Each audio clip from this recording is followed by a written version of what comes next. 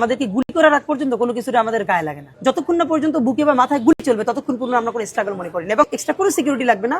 শুধু আমাদেরকে যদি কেউ গুলি করে মেরে ফেলে তাকে যেন ধরে বিচার করা হয়। হাদি ছাড়াও কিলিং টার্গেটে আছেন যারা, বেড়ে এলো চাঞ্চল্যকর তথ্য। শীর্ষস্থানীয় কয়েকজন জুলাই যোদ্ধার উপর তার উদ্দেশ্যে হামলা হতে পারে এমন স্পর্শকাতর গুরুত্বপূর্ণ তথ্য সরকারকে আগেই জানানো হয়েছিল, কিন্তু কোনো ব্যবস্থা নেওয়া হয়নি এমন অভিযোগ সংশ্লিষ্টদের। গত শুক্রবার 12 ডিসেম্বর সন্ত্রাসীর গুলিতে গুরুতর আহত হয়েছেন ইনকিলাব মঞ্চের মুখপাত্র ও ঢাকা ৮ আসনের স্বতন্ত্র সংসদ সদস্য প্রার্থী শরীফ ওসমান বিন হাদি। সংকটাপন্ন অবস্থায় বর্তমানে এভারকেয়ার হাসপাতালে চিকিৎসাধীন আছেন তিনি।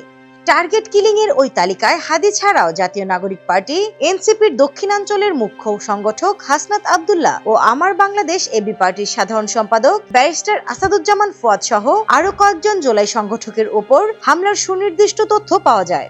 দেশের শীর্ষস্থানীয় একটি গণমাধ্যমের প্রতিবেদনে এমন তথ্য উঠে এসেছে। সেপ্টেম্বরে যুক্তরাজ্য প্রবাসী জৈনিক আইনজীবী সূত্রে প্রাপ্ত এ সংক্রান্ত তথ্য যথাসময়ে সরকারের গোয়েন্দা সংস্থা সহ উচ্চ পর্যায়ের কাছেও পৌঁছে দেওয়া হয়। এমনকি খুদ উসমান হাদি সহ ৩ জুলাই যোদ্ধা নিজেরাই হুমকির বিষয়টি সরকারের দায়িত্বশীলদের নজরে আনেন। আপনি যদি আজকে আমাকে, জাবেরকে, আমাদের টিমকে মেরে ফেলেন এবং তার যদি বিচার করতে না পারেন তাহলে নতুন কেউ জন্মাবে না। শুধু এই জন্য তার বিচার করে ফেলতে হবে, আর কিছু স্পেশাল সিকিউরিটি লাগবে। এছাড়া পৃথকভাবে যুক্তরাজ্য প্রবাসী ওই আইনজীবী নিজেও সংশ্লিষ্টদের সঙ্গে বিষয়টি নিয়ে কয়েক দফা আলাপ করেন। সূত্র জানায়, হত্যার হুমকির বিষয়টি নিয়ে ওই আইনজীবী সরকারি সংশ্লিষ্টদের কাছে তার কাছে আসা বিশ্বাসযোগ্য তথ্য উপাত্ত তুলে ধরেন। এ সময় তিনি তথ্যপ্রাপ্তির সুনির্দিষ্ট সূত্রও উল্লেখ করেন। বিষয়টি ব্যাখ্যা করে তিনি বলেন, পেশাগত কাজে বিশ্বের কয়েকটি দেশের গুরুত্বপূর্ণ সিকিউরিটি এজেন্সির সঙ্গে যুক্ত থাকায় তার হাতে স্পর্শকাতর এসব তথ্য এসেছে।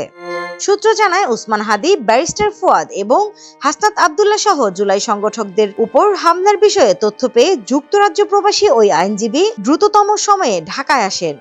এদিকে পুলিশ সূত্র বলছে, হাদির উপর হামলায় বিদেশে অবস্থানরত সন্ত্রাসীদের হাত থাকতে পারে। ঘটনার সঙ্গে জড়িত হিসেবে ফিলিপ ওরফে গারো ফিলিপ নামের এক ভাড়াটে কিলারের নাম পাওয়া গেছে। ঘটনার পরপরই ফিলিপকে ধরতে অভিযান চালানো হচ্ছে। ফিলিপকে ধরতে পারলে এক কিলিং মিশনের নেপথ্যে আর কারা জড়িত তাদের নাম পাওয়া যাবে। নিউজ ডেস্ক, দৈনিক নতুন সময়, ঢাকা।